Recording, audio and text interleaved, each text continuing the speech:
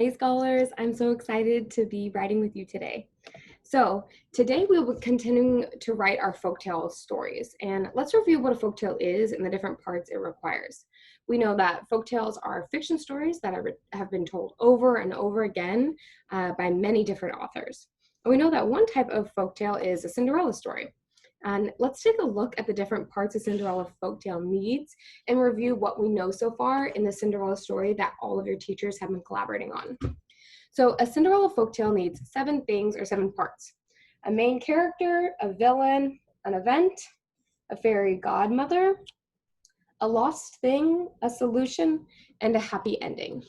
And we already know most parts of our story since we've been working on this story for the last 2 weeks. Let's just review it really quick before we move on to the happy ending, the last part of our story. So our main character is a goofy octopus named Octorella, and they live in the ocean.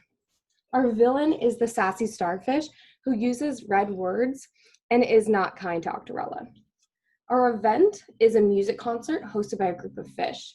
But we know that the villain, Sassy Starfish, told Octorella that they couldn't go to the music concert because they didn't have a special sparkly crown. Then comes our fairy godmother. Our fairy godmother in our story is a magic shark who uses their magical powers to give Octorella a crown so they could attend that music concert. And then our lost thing, when we know that when Octorella went to the music concert, they lost their special sparkly magic crown. And then yesterday we learned that the solution, Miss Dunn told us about the solution, and the sassy starfish found Octorella's crown in a clam and brought it back to Octorella. So the last part of our story is the happy ending. How does the story end and what makes it happy? So let's think back to what happened on the page before yesterday in our solution. So Miss Dunn talked about the solution.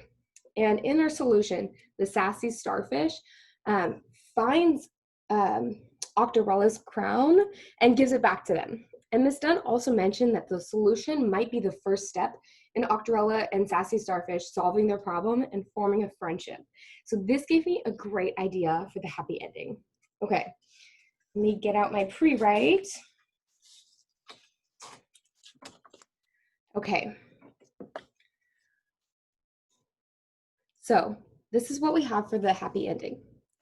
Sassy the starfish found the crown and it looks like they're using some red words again. It looks like they're keeping the crown. That doesn't make sense. Now that I have it written out, I really don't think that matches the rest of my story.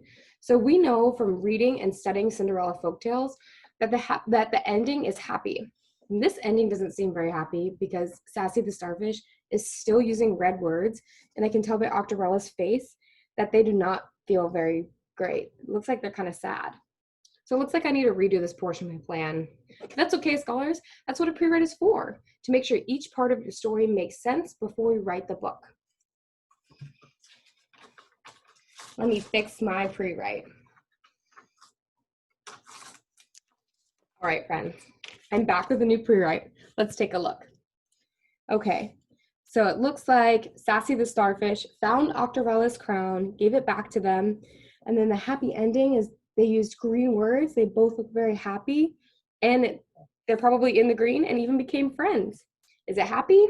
Yes. Does it wrap up my story and end the story? Yeah, I like this. Okay, let's move on to writing my actual page.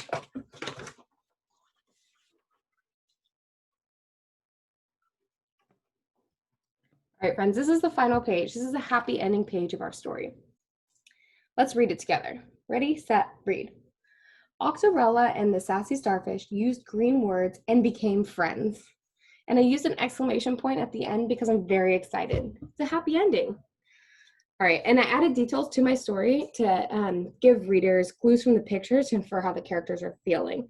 So you can tell by the facial expressions. I changed the arched eyebrows that Sassy the starfish had at first. They look very pleasant. They're both smiling. And then you can read in the speech bubbles, Sassy starfish says, "I'm glad we solved the problem." And Octorella said, "Me too." So writers, your job today is to plan your happy ending and write your final page of your Cinderella story. And you might think about how the problem was solved. Does the solution impact the happy ending, or is the happy ending a result from the solution, like in our story that the teachers collaborated on? All right, friends, I can't wait to see what creative happy endings you come up with for your story. Bye, scholars.